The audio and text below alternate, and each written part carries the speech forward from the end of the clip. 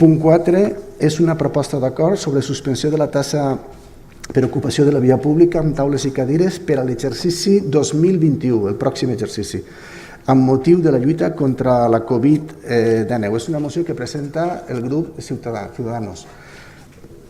Mònica, llegeix la moció? Gràcies. Se sent? Sí. Bona nit a tots i a totes. Passa a llegir l'exposició de motius. En el ple de maig, el nostre grup va presentar una moció on es demanava la suspensió del pagament d'aquesta taxa fins a finals d'any, la qual s'ha dut a terme amb la modificació d'aquesta ordenança el mateix mes, suspenent la taxa fins al 31 de desembre. La realitat és que aquesta situació, per desgràcia, segueix avant, sense parar i sense saber quan serà el seu final definitiu. Com ja dèiem i sabem, l'Ajuntament té competència en aquesta taxa municipal. Per això, considerem que seria gran ajuda per a ells poder suspendre el pagament d'aquest per al 2021. Les consideracions jurídiques venen previstes en l'article 4.1 apartat A de la llei relativa a la reguladora de bases de règim local, atribueix als ajuntaments potestat reglamentària, és a dir, capacitat per a desenvolupar dins de l'esfera de les seues competències el que es disposa en les lleis estatals o autonòmiques. Per a conseqüència d'això, els ajuntaments poden dictar disposicions de caràcter general i de rang inferior a llei, sense que, en cap cas, aquestes disposicions puguen contindre preceptes oposats a les lleis. Exposat l'anterior, es presenta al ple l'aprovació de següents acords. Primer acord, iniciar l'expedient de modificació de l'ordenança fiscal reguladora de la taxa per utilització privativa o aprofitament especial de domini públic local, relativa a la taxa de taules i cadires per a la suspensió de la mateixa. Segon acord, suspensió de la liquidació i recaudació de la taxa d'ocupació de terrasses per als bars i restaurants de Carcaixent per a l'exercici 2021 front a la difícil situació. L'argument de la moció que presenta el grup municipal Ciutadans és simplement donar facilitats al grup d'hostelers. És el sector, no és l'únic que està afectat per aquesta situació, però sí que és de veres que l'hostaleria es torna a veure perjudicar. En el tema del toc de queda, l'horari es torna a limitar i simplement aprofitant que l'Ajuntament com a administració local té competències per a poder pal·liar un poc econòmicament la situació d'aquest sector, podria suspendre per al pròxim exercici el pagament d'aquesta taxa relativa. Gràcies. Intervencions. Anna? Sí. A veure, jo el primer... Crec que a ningú se li escapa que l'hostaleria és un sector important de l'economia del poble.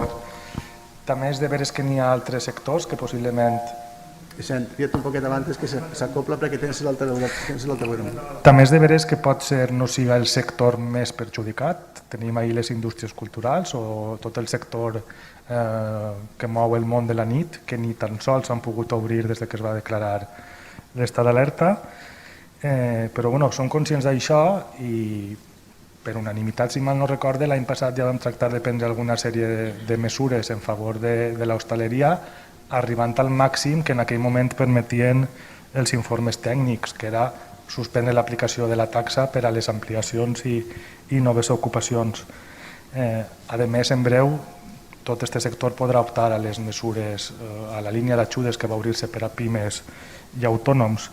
En qualsevol cas, i més després de les notícies que hem conegut esta setmana i de veure com ha evolucionat la situació, està clar que tots crec que coincidim en que cal anar un passet més enllà, assumint també que la supressió d'aquesta taxa suposarà una disminució d'ingressos per a l'Ajuntament, que en principi també comportarà una disminució de despeses.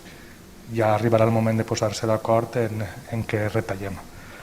En qualsevol cas, com que el que es planteja per part de Ciutadans és l'inici de l'expedient i ens trobem en unes dates apuradetes per tot el tema de publicació de la modificació en definitiva de l'ordenança de cara a l'any 21, per tal de garantir que arribem a temps i després d'haver-ho parlat en les tres habilitats de la casa, jo com a regidor d'Hisenda, que en últim terme soc el que li correspon promoure tot aquest tipus d'expedients, sí que faig una proposta, i és que acordem avui mateixa de manera condicionada a que s'incorporen els informes necessaris i sempre i quan aquests no siguin desfavorables, deixar sense efecte per a 2021 l'aplicació de la taxa d'ocupació del domini públic amb taules i cadires.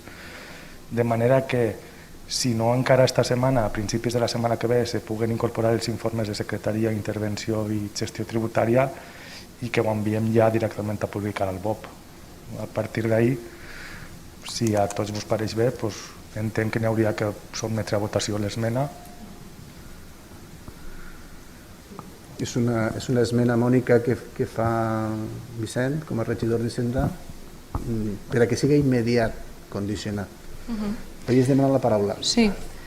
Conteste primer a Juan. Sé que no aplega a tots els hostelers, però jo he contemplat en la moció el que l'Ajuntament pot ser competent, en el que té competència. I res, agrair realment a tots els grups el recolzament de la moció, especial menció a la regidoria d'Hisenda per voler estudiar i fer possible l'execució d'aquesta, i estic conforme també en l'esmena. Alguna intervenció més? Jo entenem que és una esmena formal que se fa, votem l'esmena per a modificar simplement en lloc d'iniciar l'expedient, suspendre en els termes que ha dit Vicent Lluís Roca. D'acord? Vols parlar? Molt bé, doncs vots en contra de l'esmena? Cap. Abstencions en l'esmena? Cap. Entenem l'esmena aprovada per unanimitat. Alguna intervenció que encara queda pendent? No? Doncs passem a votar el punt. Vots en contra del punt, tal i conforme queda redactat després de l'esmena? Cap. Alguna abstenció? Tampoc. Per tant, queda aprovada la moció en el nou text per unanimitat.